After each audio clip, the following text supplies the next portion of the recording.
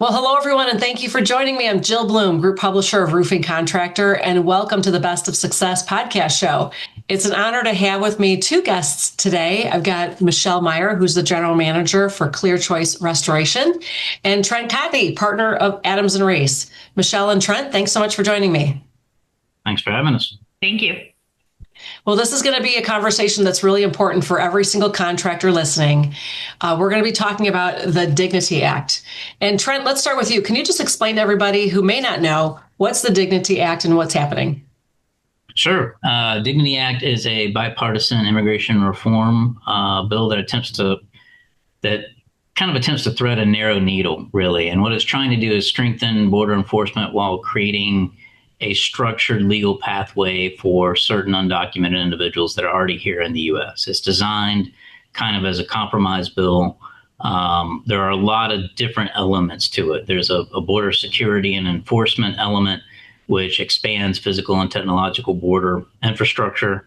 It creates faster asylum processing timelines. It does things like that. But the thing that most people are focused on are a structured legal status. It's not traditional amnesty, which has, been kind of an issue with certain, congressmen and women. Instead, what it tries to do is create permanent residency or citizenship through a multi-step legal status process. And there are a variety of things that have to be done, right? You've got to be in the U.S. for a defined period of time. You got to pass background checks. Obviously, we don't want criminals. There's certain fines that need to be paid. You got to maintain employment, and it's a renewable legal status. So that's a key thing. And the last thing is creating sort of a workforce stabilization mechanism. And the idea behind this for both roofing and construction, pretty much all trades, they want legal work authorization for long-term undocumented workers, employment verification that gives them sort of a clear understanding of who they're working for and why they're working, and trying to modernize and streamline the visa pathways. One of the things we've talked about in the past, Jill, is how archaic the H-2B and other visa processes are within, our current immigration format. It makes it incredibly difficult, very bureaucratic, and it's not just it's not an easy way for workers to be able to come here and work legally. So streamlining that, I think, is going to be important. Obviously, I'm giving you high level. There's a lot more to it than that, but that's sort of what it is in a nutshell. Got it. Yes, lots to unpack there. There always is, right? More than we always think about. But Michelle, and I'm so glad you're here with me today, too. And thank you so much. I was so grateful when you reached out to me this week because you're really involved with the Minnesota Contractors Association. Tell me kind of how you got what's important to you and why all the contractors like yourself should really know what's going on.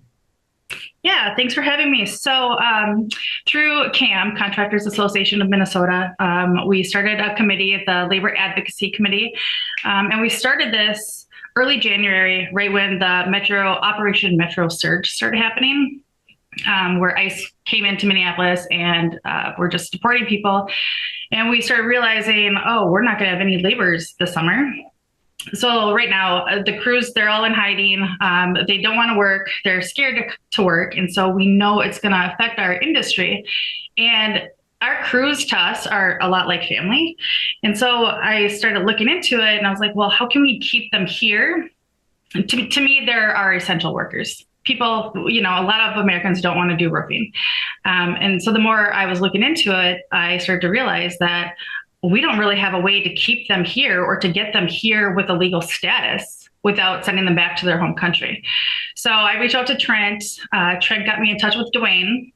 And then Dwayne, he told me about these two acts. And the Dignity Act I was like, this is a no-brainer. Why isn't this being passed? This will literally solve all of our immigration problems and keep the guys that we need here.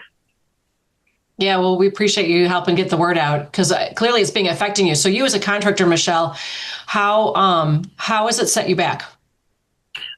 We've had repairs that we've needed to work on over the past 2 months. We have nobody. They will not come out of their house. They're saying, no, we're going to maybe March they'll come out. We've had national builders come to us saying, hey, do you have legal crews? Are you willing to partner with us? Because we have no crews either. So, financially it's setting us back because we're not able to get the work done. Yes. Well, there's a lot to unpack with that Trent, as well. Um, Michelle was your client. How would you help her? Yeah, it's a very difficult thing to do, and kudos to Michelle and the group over in Minnesota. They're really taking the bull by the horns and being proactive rather than reactive. And I think there's just a lot of things that you can do both from an employer standpoint and an employee standpoint. I think it's important that if you have crews or individuals that are affected, that you as an employer are doing your best to provide them with resources, make sure they understand their rights, being there for them and their families, helping them navigate a lot of these issues. It's a very difficult time for workers that are out there, and I understand the desire and need for sort of a zero tolerance immigration policy, but at the same time, you got to streamline. You got to have a way to allow workers to come here and work legally. And one of the things I think the Dignity Act does is that even though its final version is yet to be seen and it's still in committee and has a long way to go, it does at least create a pathway to allow workers to work here legally. Right? It's not necessarily doesn't necessarily provide full citizenship, but I think it does provide that pathway that's going to get workers in here and make things a little bit easier to understand. Yeah, and one of the things, Trent, you and I have talked about before too, is that it's really easy. If you need an accountant, it's really easy to go get an accountant. But why is it so difficult for construction? Right. Yeah, absolutely. We depend, not just us, but agriculture and hospitality. We depend on foreign labor, right? These jobs aren't going to be replaced domestically, and until robots get on a roof, we have it's labor intensive, right? We've got to have a workforce that can perform what needs to be done. So I think as constituents, it's important that Congress hears that we are affected by this, and they need to do something, whether it's some iteration of what the current Dignity Act is now or something different. There's got to be a mechanism to allow people to work here legally, be tracked, be taxed. We don't want criminals. I think most people can agree with that. But at the end of the day, we don't have anything right now that is truly effective. Yeah. Well, it'll be exciting to be. This is a great opportunity to just do a shout out for Roofing Day, which is coming up in April, right? It looks like Yep.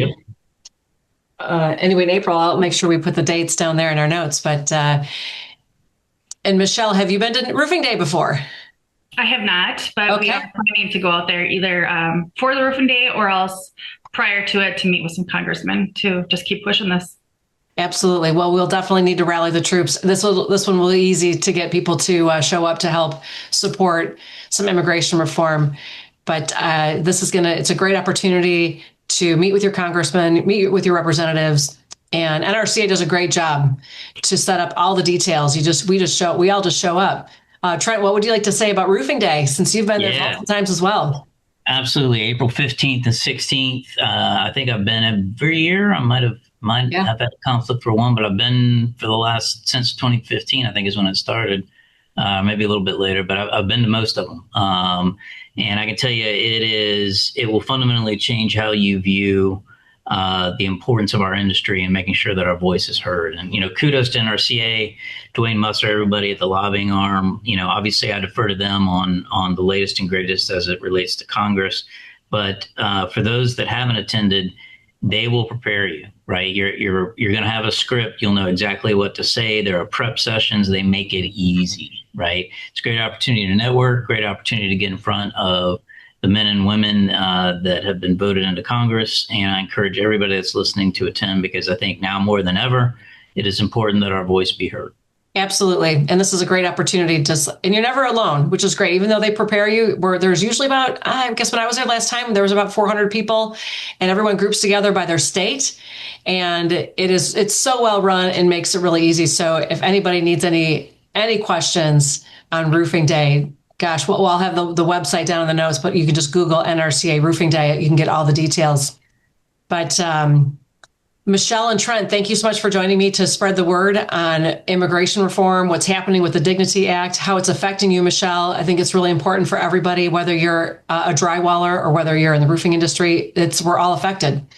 So it'll be great for all of us to let our voices be heard and reach out to your representatives to make sure that they are passing this. And again, Michelle, if anybody has any questions about Clear Choice Restoration, how do they find you? They can send me an email at Michelle with 1L at clearchoicerestoration.com. And all I can say is people keep spreading this word with this act and just keep pushing it, talking to your representatives, even at the state, local level, and just keep talking about it. Yeah, sounds great. And Trent, if anybody has any questions for you, how do they reach you? Sure, Trent.Cotney at arlaw.com or anywhere social at Trent Cotney. Sounds great. If anybody has any questions for us, it's roofingcontractor.com or wconline.com. Stay safe and healthy, and we can't wait to see you at Roofing Day. Thanks, Michelle and Trent. Thank you. Thanks, Jeff.